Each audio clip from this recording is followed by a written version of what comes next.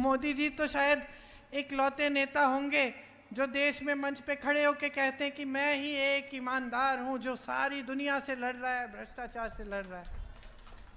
बहुत ईमानदार हैं, बहुत ईमानदार हैं। इसलिए चुनाव के समय ईमानदारी से आपके काम की बात नहीं कर सकते। ईमानदारी से आपको ये नहीं बता सकते कितनी नौकरियां दी, कितने रोजगार दिए, कितनी पाठशालाएं खोली, कितनी यूनिवर्सिटी बनाई, कितने अस्पताल बनाए। ईमानदारी से नहीं कह सकते।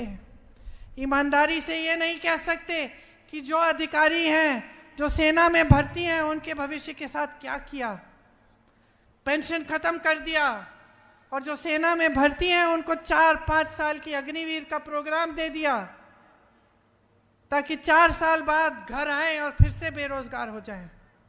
ईमानदारी से ये बात नहीं कह सकते आपके सामने। सच्चाई आपसे कभी नहीं कह सकते। ये कहते हैं कि सबसे ईमानदार है, लेकिन सबसे बड़ी भ्रष्टाचार की स्कीम नरेंद्र मोदी जी इस देश में लाए। सुन लीजिए क्या थी वो स्कीम, कि जो भी चंदा देगा राजनीतिक दल को, जो भी चंदा देगा उसका नाम गुप्त रहेगा। इसका मतलब है जनता को नहीं पता चलना चाहिए कि अडानी ने कितने हजार करोड़ दिए हैं या किसी और ने कितने हजार करोड़ दिए हैं। जब सुप्रीम कोर्ट में केस लगा और न्यायाधीशों ने ये कहा कि ये पारदर्शी होना चाहिए, तब अचानक मोदी जी, अमित शाह जी सब इंटरव्यू देने लग गए कि भाई हमने बड़ी पारदर्शी स्कीम बनाई, देख लो पहली बार पूरे देश में लिस्ट निकल आई है। अरे आपने थोड़ी निकाली लिस्ट, ये तो कोर्ट के ऑर्डर पे आपसे निकलवाई गई है लिस्ट। आपने तो इसको गुप्त रखा था। और सुनिए क्या गुप्त रखा था।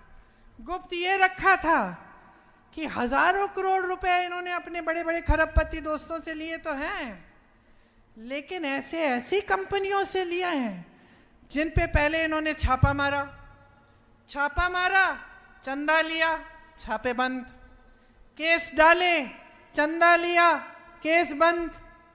या फिर ठंडे बस्ते में वो गुजरात में पुल गिरा, सैकड़ों लोग उसमें गिर के बह गए पानी में, याद है आपको? उस पुल को बनाने वालों से चंदा लिया। वैक्सीन लगी थी आपको कोविड के समय, लगी, टीका लगा था, सबको लगा। वो याद है आपको? यूं टीके की सर्टिफिकेट मिलती थी, किसका चेहरा था उस पे?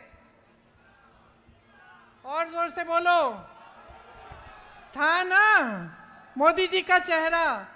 आज जरा देखो, सर्टिफिकेट बनवाने की कोशिश करो, चेहरा नहीं होगा। अब फोटो नहीं छप रही है मोदी जी की। क्यों? क्योंकि उस टीके को बनाने वाली कंपनी से इन्होंने चंदा लिया। और आज बाहर क्या आया है? बड़ी मेडिकल रिपोर्ट बाहर आई है कि काफी लोग उस टीके को, जब वो टीका लगा तो उसमें से 1-2% लोग ऐसे हैं जो गिर के मर गए। किसी को पता नहीं चला कि क्यों गिर के मर रहे हैं। कोई मंच पे खड़ा भाषण दे रहा है, भगवान ना करे लेकिन कोई मंच पे खड़ा भाषण दे रहा है, या फिर कोई खेती में काम कर रहा है। कई ऐसे लोग शहरों में जिम कर रहे थे, नौजवान, अच्छी सेहत के, 30-40 साल की उम्र, गिर के मर गए। पहले समझ में नहीं आ रहा था कि क्या है। आज उस कंपनी ने कह दिया कि हाँ ऐसा है कि कुछ 1-2% लोगों को ऐसा हो सकता है। तो आप सोचिए, इन सब से चंदा लिया, बाकायदा चंदा गुप्त लेने की स्कीम बना दी, और अपने आप को ईमानदार कहते हैं। भ्रष्ट नेताओं को अपनी पार्टी में लेते हैं, धो देते हैं, जैसे रिन वाले साबुन से धुलाई होती है ना, चमका देते हैं उनको। काले धंधे सारे साफ हो जाते हैं, सफेद हो जाते हैं। कोई गंगा मैया तो है नहीं बीजेपी कि उसमें डुबकी मारो और आप के पाप धुल जाएंगे, है ना? वॉशिंग पाउडर लगाते हैं, सब साफ हो जाते हैं। बघेल जी कह रहे हैं मोदी वॉशिंग पाउडर है।